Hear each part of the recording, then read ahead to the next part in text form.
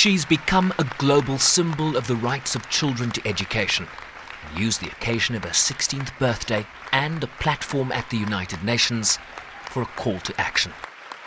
On the 9th of October 2012, the Taliban shot me on the left side of my forehead. They shot my friends too. They thought that the bullet would silence us, but they failed.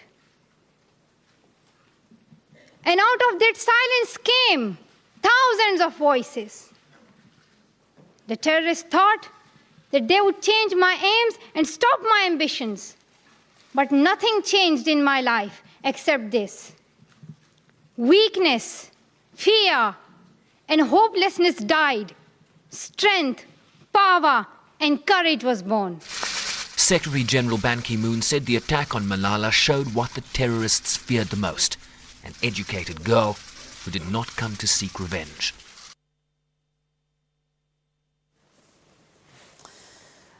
All right, one of the most unbelievably moving speeches I've ever seen. Now, as mentioned earlier, the simulcast address was viewed from the Wits University and hosted by One Young World. And joining us now, we've got Nthabiseng in studio. Good to have you. Welcome to Morning Live. Pleasure to be here. How did you feel watching this?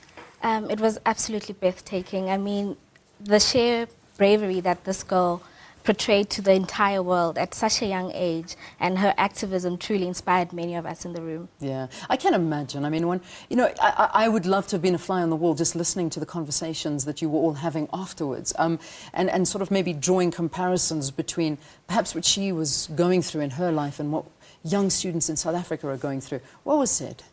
A lot was said about access to education, especially access to higher education. People are drawing between why is it important to get education and what she said, saying that we need to be brave, we need to stand up for what we believe in. And so young people around the room were saying how they feel inspired and they want to work in their communities to ensure that other people have access to education. Yeah. You know, when we look at sort of examples, we talk about the Limpopo textbook saga, and that's withholding information from students and not giving them the right to education that they deserve. Also looking at rural areas and the challenges that face them. You know, what are some other challenges that we're not even aware of living here? I think mostly in the rural schools, it's hugely infrastructure problems. There isn't adequate infrastructure for learners to learn in. Some are learning under the tree, the roofs have been blown up by the storms. There's also a problem of overcrowding classrooms where learners have to be crammed into a class with more than 140 learners in a class, which makes it completely difficult for teachers to teach or learners to be able to get a decent education. There's also a huge challenge which is growing, which is sexual violence in schools, where young learners are being raped by their teachers. And it makes it difficult for them to go to school, given that the protection afforded sometimes to young ladies is not that the same as afforded to teachers. And so they're afraid to go to school. Mm. I mean, and you know, when you listen to somebody like Yuosafzal, who is standing up in front of the world with her life honestly being threatened, I mean, that's the reality of the situation, fighting for education and putting emphasis on how important it is for a child to be educated and for fighting against all odds to get this education. I mean, this must be a lesson to all South African children. I mean, do we heed the call? I hope that young South Africans around the country are going to heed the call.